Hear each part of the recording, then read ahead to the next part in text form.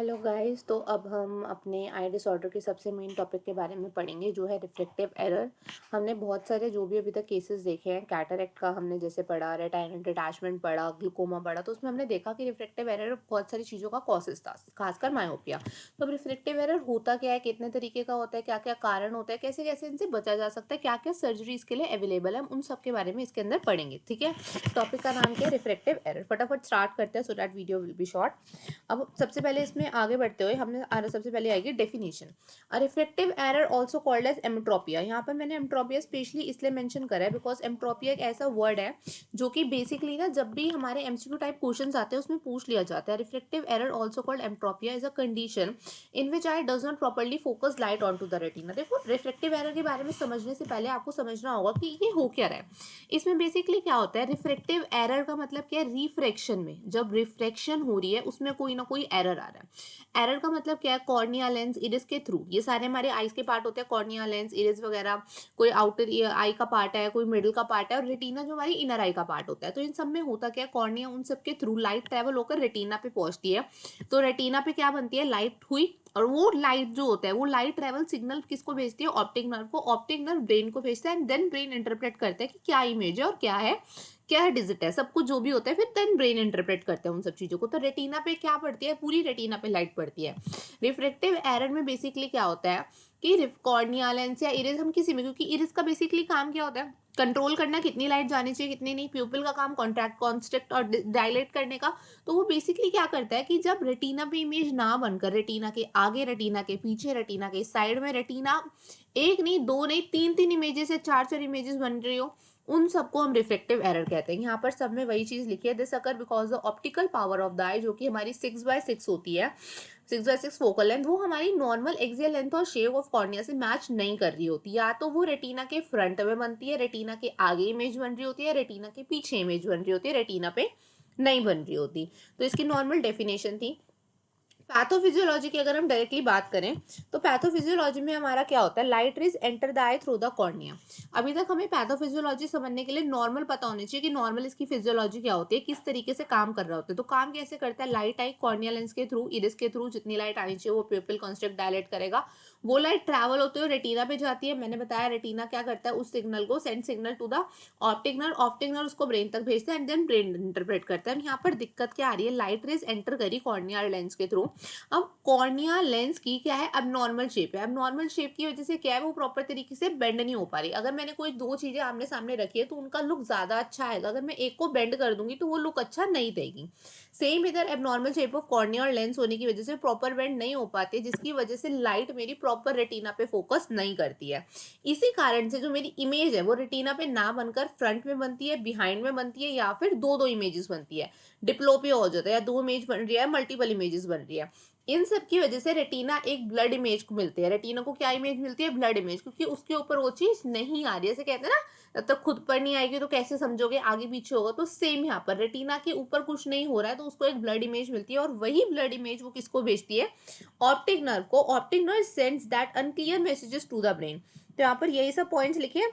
यहाँ पर क्या लिखा है, ऑप्टिक नर्व वही सेंड करता है सिग्नल ब्रेन को, और ब्रेन इंटरप्रेट करता है उसको ब्लड इमेज में, और तब रिफ्लेक्टिव एरर अकर होता है। ये हमारी नॉर्मल पैथोफिजियोलॉजी थी। अब हम मूव करते हैं, रिफ्लेक्टिव एरर कितने तरीके का होता है, मायोपिया होता है, हाइपोरोपिया होता है, प्रेसबायोपिया होता है, एस्टिग्मेटिज्म होता है। इसके बारे में हम एक एक करके पढ़ेंगे। मायोपिया का बेसिकली मतलब क्या है, it is also known as far sighted, near sightedness. Near sightedness का मतलब क्या है, मायोपिया में बंदे को पास का दिख रहा होता है। बंदा क्या होता है, नियर साइटेडनेस होता है, वो एबल होता है पास का देखने के लिए, जिसमें पास की चीजें ध्यान से दिख रही है पर दूर का नहीं दिख पाता। ध्यान रखना, इसमें इमेज कहाँ पर हमारी बनती है, रेटिना में, फ्रंट ऑफ द रेटिना। यहाँ पर मैंने स्पेशली इमेज में ऐड भी करा है, ये देख रहे हो, ये रेटिना है और ये रेटिना का फ्रंट है। तो मायोपिया को आप किस तरीके से याद कर सकते हो, और ये मोस्ट कॉमन होता है यंग एज में, हम जैसे बच्चों में। जैसे कहते हैं ना कि ब्लैक बोर्ड से नहीं दिख रहा, या टीवी दूर से नहीं दिख रहा, कोई इंसान दूर से पहचान में नहीं आ रहा, ब्लैक ब्लैक बोर्ड या किसी बोर्ड पर कुछ लिखा है, कोई डिजिट लिखी है, कोई नंबर लिखा है, वो सब हमें नहीं दिख रहा। दूर की चीजें हमारे लिए अनक्लियर होती है और पास आ जाए तो हम उन सब चीजों को देख सकते हैं। तो उस टाइम पर जो उसका फोकल लेंथ होता है वो क्या हो जाता है, हमारी पावर बढ़ जाती है आंखों की। इनके बारे में हम आगे आगे पढ़ेंगे। तो यहाँ पर वही सब पॉइंट्स लिखा है, in this close objects are clear and far objects are blurred. और यहाँ पर इमेज का बनती है फ्रंट ऑफ द रेटिना में। इसमें आप देख सकते हो मायोपिया में क्या हो रहा है, जब बंदे को फार का नहीं दिख रहा, दूर का नहीं दिख रहा, तो रेटिना में इमेज भी एफ एफ, एफ से फार, एफ से फ्रंट। फार का नहीं दिखता और क्या बनती है इमेज फ्रंट में। पास का दिखता है इसलिए उसको नियर साइटेडनेस कहते हैं। ठीक है, तो it is all about myopia. Causes में सबसे पहला कॉजेज है जेनेटिक, फैमिली हिस्ट्री। अगर फैमिली में किसी ना किसी को है मायोपिया तो बच्चे को भी हो सकता है। आई इज टू लॉन्ग, उसका एक्सेल इलोंगेशन बड़ा हो जाता है। कॉर्निया और लेंस कर्वेचर, कॉर्निया है या लेंस का कोई कर्वेचर हमने पढ़ा है, कॉर्निया और लेंस में कोई ना कोई दिक्कत आ जाती है। पावर, अभी मैंने बताया पावर क्या होती है, नॉर्मल से ज्यादा बढ़ जाती है, उतनी नहीं रहेगी। मायोपिया के केस में हायर देन नॉर्मल हो जाती है। और इसका एक और कारण क्या हो सकता है, बच्चा बहुत ज्यादा क्लोज से देख रहा है, बहुत ज्यादा आइज पे स्ट्रेन पड़ रहा है, बहुत ज्यादा चीजों को पास करके देख रहा है, बहुत देर तक देख रहा है, एक्सेसिव वर्क हो रहा है, लेस अमाउंट ऑफ, और बाहर का आउटडोर टाइम कम दे रहा है, एक्सपोजर ज्यादा नहीं हो रहा। तो ये सब रीजन हो सकते हैं हमारे मायोपिया की। साइन एंड सिम्टम्स की बात करें, नॉर्मल सब में sign and symptoms almost same रहने वाले हैं। ब्लड डिस्टेंट विजन होगी, दूर का दिखना बहुत ब्लड करेगा। स्क्विंटिंग होगी, देखने के लिए अपनी आंखों को छोटा छोटा करते हैं ना, that is known as squinting. Headache होगा, आई पे स्ट्रेन पड़ेगा, टायर्डनेस लगेगी, आईज में रेडनेस भी हो सकती है। डिफिकल्टी सीइंग, ऑब्वियस सी बात है, और आपको टीवी देखने के लिए पास बैठना पड़ेगा। बार बार आंखों में ब्लिंकिंग होगी, रबिंग ऑफ द आईज करोगे। नाइट विजन और ज्यादा पुअर हो जाएगा, specially in the dim light. तो ये कुछ साइन एंड सिम्टम थे हमारे किसके, मायोपिया के। जो हमारा नियर साइटेडनेस होता है, image front of the retina में बनती है और बंदा दूर का नहीं देख पाता बट पास का देख पाता है। हाइपरोपिया की बात करें तो उसको फार साइटेडनेस कहते हैं। फार साइटेडनेस का मतलब होता है कि दूर का दिख रहा है। मायोपिया माया क्या था, नियर साइटेडनेस, क्योंकि पास का दिख रहा था। हाइपरोपिया है फार साइटेडनेस, क्योंकि इसमें दूर का दिख रहा है। और हाइपरोपिया मोस्टली केसेस किसमें होते हैं, हम कहते हैं ओल्डर लोगों में। जैसे बोलते हैं ना कि हाँ एक एज के बाद या जो भी करके, बट एज के बाद वाला जो हमारा होता है ना, एज के बाद पास की चीजें दिखना अच्छी लगती है, मतलब पास की चीजें क्लियर दिखती है, मतलब पास की चीजें क्लियर नहीं दिखती है और दूर की चीजें क्लियर दिख रही होती है। कहते हैं ना कि एक एज हो गई, अब मुझे पास का नहीं दिखने लग रहा, उस सिचुएशन को हम कुछ और कहते हैं, वो भी हम उसके बारे में पढ़ेंगे। बट हाइपरोपिया में भी यही होता है कि जो बंदा है उसको पास का नहीं दिख रहा होता बट दूर का ईजिली दिख रहा होता है। एक ओल्डर एज में बहुत ज्यादा कॉमन होता है, but in the normal adult age में भी ये चीज हो सकती है। ठीक है, इसमें क्या बन रही है इमेज मेरी बिहाइंड द रेटिना, जैसे कि आप इमेज में भी देख पा रहे होगे, ये मेरी रेटिना की लेयर है और ये मेरी इमेज बन रही है। तो हम हाइपरोपिया को कैसे याद करेंगे, वो मेरा फार साइडेडनेस है, क्योंकि मैं दूर का देख पा रहा हूँ, पास का मेरे को नहीं दिख रहा, इसलिए मेरी इमेज भी बिहाइंड द रेटिना बन रही है। In this light focus behind the retina, इसमें दूर के ऑब्जेक्ट्स क्लियर होते हैं बट पास के ऑब्जेक्ट्स क्लियर नहीं होते हैं। कॉजेस क्या क्या हो सकते हैं, आईबॉल शॉर्टर, उसमें हमने बोला था ना एक्सियल इलैंगुएशन हो जाता है मायोपिया में, इसमें आईबॉल हमारी क्या हो जाती है, शॉर्ट हो जाती है। कॉर्निया फ्लैटर करता है, ऊपर जैसे कहते हैं फ्लैटर करता रहेगा। लेंस जो होते हैं वो वीक हो जाते हैं, जैसे कि मैंने बताया अगर हम एज के बेसिस पे करें तो लेंस क्या होता है, एक एज के अकॉर्डिंग वीकर होना शुरू हो जाता है। Again genetic and family history and congenital and acquired conditions. Clinical manifestation again सबके सेम होंगे, एक चीज सेम हो जाएगी, एक चीज अलग हो जाएगी। मायोपिया में क्या हो रहा था, हम क्या कह रहे थे, दूर का नहीं दिख रहा पास का दिख रहा है। हाइपरोपिया में क्या बोलोगे, दूर का दिख रहा है बट पास का नहीं दिख रहा। बाकी सब चीजें सेम है, आई पे स्ट्रेन होगा, पास से पढ़ने में बहुत ज्यादा दिक्कत आएगी, हेडेक होगा, स्पेशली पढ़ते टाइम स्क्विंटिंग होगी, आईज में बर्निंग होगी, इचनेस होगी, डिफिकल्टी होगी। कोई पास से कुछ पढ़ा रहा होगा तो उसको कंसंट्रेट करने में आपको डिफिकल्टी लगेगी। डिप्लोपिया भी हो सकता है, दैट इज डबल विजन। अब हम पहुंचते हैं एस्टिग्मेटिज्म में। एस्टिग्मेटिज्म में क्या होता है, ये आपका इरेगुलर शेप से होता है, हमने बड़ा फ्लैटर की वजह से हो रहा है, वीकिंग की वजह से हो रहा है। एस्टिग्मेटिज्म में क्या होती है, आपकी जो कॉर्निया है ना उसकी इरेगुलर शेप होने लगती है। इसकी वजह से क्या होता है, इरेगुलर शेप की वजह से लाइट एक जगह नहीं आएगी। अब देखो अगर मैं नॉर्मल बात करूँ तो रेटिना पे एक जगह पे इमेज आनी चाहिए, तो एस्टिग्मेटिज्म में क्या होता है, इमेज तो आएगी बट वो एक नहीं तीन तीन जगह इमेज बनाएगी। जैसे होता है ना, अगर कोई बंदा अल्कोहल कंजप्शन कर रखी होती है, किसी ने किस तरीके का ड्रग ले रखा होता है, तो उसके साथ यही सेम केस तो होता है, उसको एक जगह इमेज नहीं दिखती है, उसको कम से कम दो तीन जगह इमेजेस दिख रही होती है।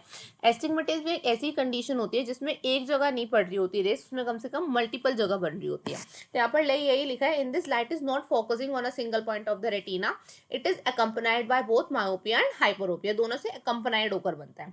एस्टिग्मेटिज्म के कॉजेज है, जैसे हमने बताया कॉर्निया का कर्वेचर स्फेरिकल नहीं रहता, इरेगुलर शेप ऑफ द, सिर्फ कॉर्निया की नहीं लेंस की भी हो सकती है। Again hereditary and genetic predisposition. Eye की इंजरी होना, कोई ट्रॉमा या हमारी आंखों पे किसी भी तरीके का कोई स्ट्रेन पड़ना या चोट लगना, हो सकता है मायोपिया हो बहुत टाइम से, तो वो सब चीजें हो गई। Changes following the eye surgery और द कॉर्नियल सर्जरी, अगर कोई आई सर्जरी है उसके बाद आप उसके चेंजेस फॉलो अप नहीं कर पा रहे हो तो उसकी वजह से भी एस्टिग्मेटिज्म हो सकता है। इसमें आप क्या क्या देखोगे, again blurred and distorted vision, eye strain, headache especially after reading और visual task, squinting to try to see more clearly, squint करेंगी आईज ताकि वो अच्छे से देख पाए। ऐसे 3 इमेजेस दिख रहे हैं, ऐसे हम छोटा छोटा आंखों के करते हैं ना कि यार एक दिखनी चाहिए, थोड़ा अपना सर हिलाते हैं, मुंह धोकर आते हैं, kind of these thing. Difficulty seeing clearly at night और with glare halos, halos light का मतलब है डीजी टाइप नाइट्स होती है ना कि हाँ मतलब फ्लैश लाइट्स है, कुछ इस तरीके की हेलोस लाइट्स है, उसके टाइम पर पेशेंट को, क्लाइंट को, जिसको भी एस्टिग्मेटिज्म होगा उसको बहुत ज्यादा दिक्कत आएगी। फोर्थ हमारा टाइप था प्रेस बायोपिया। इसमें क्या होता है, ये एज रिलेटेड हाइपरोपिया होता है एक तरीके का। हाइपरोपिया एक नॉर्मल कंडीशन है जिसमें पास का नहीं दिख रहा होता और दूर का दिख रहा होता है। प्रेस बायोपिया में भी सेम चीज होती है जिसमें क्लाइंट को पास का नहीं दिखता पर दूर का दिख रहा होता है, बट ये एज रिलेटेड होता है, मतलब एक एज के बाद ही होगा, 45 to 60 में होगा। इट इज बिकॉज ये हमारा होता है इसलिए क्योंकि जो लेंस है इनसाइड वो वीकर होना शुरू हो जाता है और एक जगह पे स्टिफ हो जाता है। स्टिफ होने की वजह से वो वैसा का वैसा ही रहेगा, उसमें कुछ चेंजेस नहीं आ सकते। It can be combined with myopia, जैसे कि आप यहाँ पर देख पा रहे हो, यहाँ पर आपको 3 इमेजेस दे रखे हैं, ऊपर 3 तरीके के ए दे रखे हैं, एक आगे आगे बना हुआ है और 2 पीछे बने हुए हैं। तो प्रेस बायोपिया में क्या आ रहा है, पीछे के क्लियर दिख रहा है बट आगे का क्या हो रहा है, थोड़ा ब्लर हो रहा है। तो it is the case of the presbyopia. से आप देख रहे हो नॉर्मल आई में कैसे दिखा रहा है और यहाँ पर कैसे कैसे दिखा रहा है। तो यहाँ पर भी कहाँ बनती है, mostly image behind the retina. Causes क्या क्या होता है, इलास्टिसिटी खत्म हो जाती है और आई का हो जाता है एक जगह पे स्टिफ हो जाता है, स्टिफनिंग आ जाती है। थिकनिंग ऑफ द लेंस, या तो लेंस थिकन हो जाता है बहुत सारी लेयर्स की वजह से, और सिलेरी मसल्स की भी एबिलिटी थोड़ी कम हो जाती है just because of the ageing factors. और नॉर्मल इसकी एजिंग जो यूजुअली हम माने तो स्टार्ट होती है लेट 40s में, progress under 65 years. Risk factors क्या क्या हो सकते हैं, फार साइटेडनेस जैसे मैंने बताया पहले था और अब वो किस में कन्वर्ट हो गया, प्रेस बायोपिया में। कुछ मेडिकल कंडीशंस हो सकते हैं, डायबिटिक, सीवीसी, कार्डियोवास्कुलर सिस्टम से related, multiple sclerosis, and medications like antihistamines, antidepressant and diuretic. Diuretic मतलब जो बेसिकली हम यूज करते हैं फ्यूरोसेमाइड वगैरह, उन सब की वजह से भी प्रेस बायोपिया हो सकता है। साइन एंड सिम्टम में आपको ब्लड विजन दिखेगी, पास का नहीं दिखेगा, दिक्कत आएगी, पास से बुक पढ़ने में भी दिक्कत आएगी, आईज पे स्ट्रेन आएगा, हेडेक होगा, और ज़्यादा लाइट की जरूरत पड़ेगी काम को करने के लिए। तो ये कुछ इसके क्लिनिकल मैनिफेस्टेशन है। डायग्नोस्टिक में हम विजुअल एक्यूटी टेस्ट करते हैं। विजुअल एक्यूटी टेस्ट के लिए देखो यार टेबल भी दे रखा है, अगर आप लोग अपना कभी भी आई टेस्ट कराने गए हैं तो आपने देखा होगा आपको एक चेयर पे बिठा दिया जाता है और आपसे ये वाला टेस्ट कराया जाता है, लेंस चेंज चेंज करके देखते हैं कि आपको ये सब दिख रहा है या नहीं दिख रहा। रैंडम अल्फाबेट्स लेके धीरे धीरे धीरे धीरे करके स्मॉल होते जा रहे हैं, visual acuity test. Measure how will you see at the standard distance, एक डिस्टेंस से आप कितना ज्यादा अच्छे से देख पा रहे हो। इसमें हम किस चार्ट का यूज करते हैं, स्नेलिन चार्ट का। This chart is called as a Snellen chart. ये डिटेक्ट करता है कि आपको कितना विजन ब्लर है और कितना विजन ब्लर नहीं है। स्लेटलेट एग्जामिनेशन में बेसिकली हमें बिठाकर जैसे वो चेक करते हैं ना कुछ इमेजेस वगैरह दिखा रहे होते हैं। द स्लेटलेट हेम चेक द कॉर्निया। स्लेटलेट हेम करता है आपकी कॉर्निया और लेंस को देखने के लिए, कहीं कॉर्निया में कर्वेचर, कुछ कर्वेचर तो नहीं आ रहा, लेंस तो स्टिफ नहीं हो गया, थिकनिंग तो नहीं हो गई, ये सब देखने के लिए स्लेटलेट एग्जामिनेशन कराया जाता है ताकि देखे कि रिफ्लेक्टिव एरर में क्या, मतलब रिफ्लेक्टिव एरर किस वजह से हो रहा है, उसको कैसे करेक्ट किया जा सकता है। एक हमारा टेस्ट होता है रेटिनल एरेटाइनल एग्जामिनेशन, क्योंकि मेन रेटिना में दिक्कत हो रही है। रेटिना में इमेज ना बनने की जगह जब फ्रंट या बैक डिप्लोपी इमेज बनती है तभी रिफ्लेक्टिव एरर होता है। तो उसके लिए रेटिनल एग्जामिनेशन करते हैं। जैसे देख ले विजुअल एक्यूटी टेस्ट नहीं समझ में आ रहा तो उसके लिए रेटिनल एग्जामिनेशन करते हैं। इसमें proper doctor back part of your eye देखते हैं, क्योंकि रेटिना हमारा एकदम inner part of the eye है, उसको प्रॉपर तरीके से देखता है सब कुछ देखने के लिए कि रेटिना हेल्थी है, इमेज कहाँ बन रही है कहाँ नहीं बन रही। उसमें वो टूल्स का यूज करता है जैसे कि फंडस कैमरा हो गया ड्यूरिंग डायलेशन के टाइम, एंड ऑप्थेल्मोस्कोप। यहाँ पर मैंने कुछ इमेजेस भी ऐड करी है, कुछ इस तरीके से चेक किया जाता है पेशेंट को। देखो कुछ इस तरीके से रेटिनल एग्जामिनेशन करके पूरा रेटिना को देखा जाता है कि रेटिना हेल्थी है पेशेंट का या नहीं है।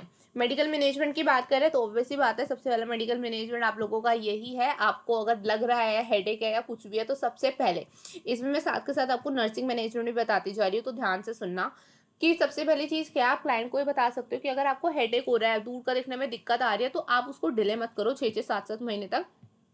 गो and take appointment with the doctor, time से दिखाओ, क्योंकि अगर वो नंबर कम होता है तो हो सकता है कि आपको नॉर्मल आई ड्रॉप्स या कुछ ना कुछ जो डॉक्टर आपको जो भी तरीके का चीज़ सजेस्ट करे उससे वो सब चीज़ें ठीक हो जाए। उनको बोलो कि ज़्यादा पास से चीज़ें करने की जरूरत नहीं है, ज़्यादा स्क्रीन टाइमिंग मत दो, ज़्यादा पास से बुक मत पढ़ो, आंखों को थोड़ा आराम दो, आंखों को ज़्यादा स्ट्रेन मत करो, ज़्यादा रब मत करो। These kind of information and the education you can provide to the patient. Medical management में हम क्या कर सकते हैं, अगर पेशेंट को, ये चीज़ हमेशा याद रखना, मेन इंपॉर्टेंट क्वेश्चन आता है, अगर पेशेंट को मायोपिया तो कौन सा लेंस यूज करें, हाइपरोपिया तो कौन सा लेंस यूज करें। कनकेव लेंस यूज करा जाता है मायोपिया पेशेंट में एंड कन्वेक्स लेंस यूज करा जाता है हाइपरोपिक पेशेंट में। सिलेंड्रिकल लेंस हम एस्टिग्मेटिस पेशेंट में यूज करते हैं और प्रेस बायोपिया में हम अगेन कन्वेक्स लेंस यूज करते हैं।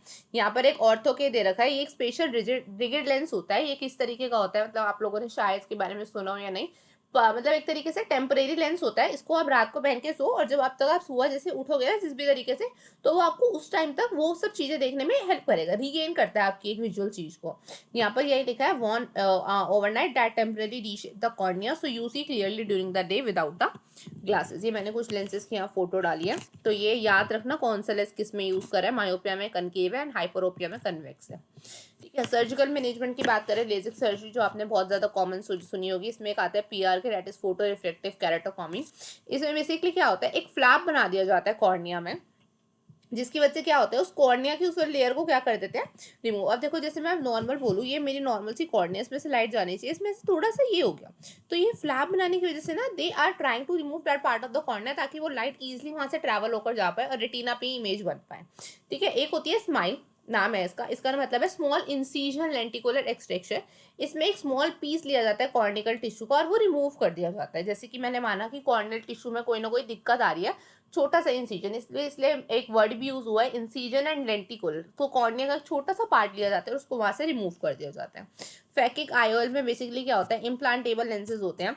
एक लेंस को इम्प्लांट करा जाता है आई में without removing the natural lens. ठीक है, इधर नेचुरल लेंस रिमूव नहीं करा, एक तरीके का लेंस है जो कि आंख में मतलब डाल दिया है। ठीक है, किस में हो रहा है, फैकिक आईओएल में। नेचुरल लेंस को रिमूव नहीं करा जाता, एक दूसरे लेंस को इंसर्ट करा दिया जा रहा है, और ये तब किया जाता है जब आपका कॉर्निया लेजिक सर्जरी के लिए, स्माइल सर्जरी के लिए नहीं, मतलब उसमें नहीं हो सकती है वो सब चीजें, then you can perform this.